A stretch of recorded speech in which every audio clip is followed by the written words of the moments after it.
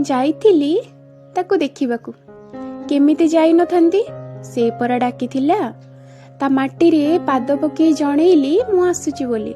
ଆଉ ସେ 18 ନଳା ପାଖରୁ ନୀଳଚକ୍ର ଦର୍ଶନ କରି ଜଣେଇଲା ମୁଁ ବି ପ୍ରତୀକ୍ଷା କରିଛି ତୋ ଆସିବା ବାଟକୁ।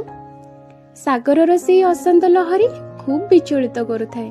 ଭାବିଲି ଏତେ ଦିନ ପରେ ଆସୁଛି, ଆଉ ଏ ଅଶାନ୍ତ ଲହରୀର ଶବ୍ଦରେ କେମିତି କଥା ହେବି।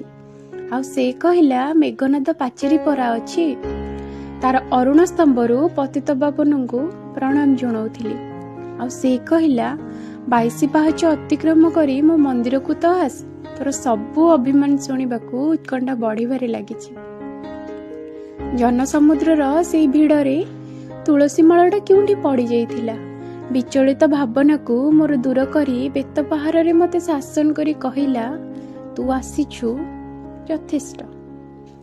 ଗରୁଡ଼ ସ୍ତମ୍ଭ ନିକଟରୁ ହାତ ଟେକି ଦୁଃଖ ଜଣେଇବି ଭାବିଲି।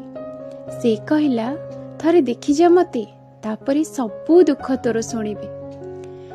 ତା କଥା ମାନି ଆଗକୁ ବଢି ଚତୁର୍ଦ୍ଧା ମୂରତି ସାମ୍ନାରେ ଠିଆ ହୋଇଥିଲି।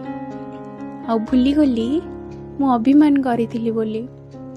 ତାର ସେଇ ଚନ୍ଦନ କର୍ପୂର ଗନ୍ଧରେ ମୁଁ ଭୁଲି ଯାଇଥିଲି ନିଜର ଅସ୍ତିତ୍ୱ।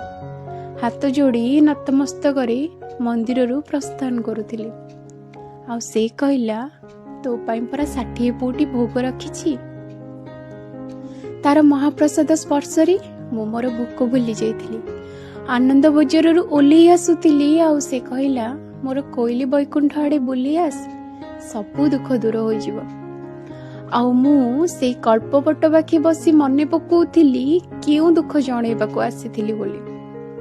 ହଁ, ସମସ୍ତେ ଠିକ କୁହନ୍ତି, ତାର ମାୟା ସେ ହିଁ ଜାଣେ।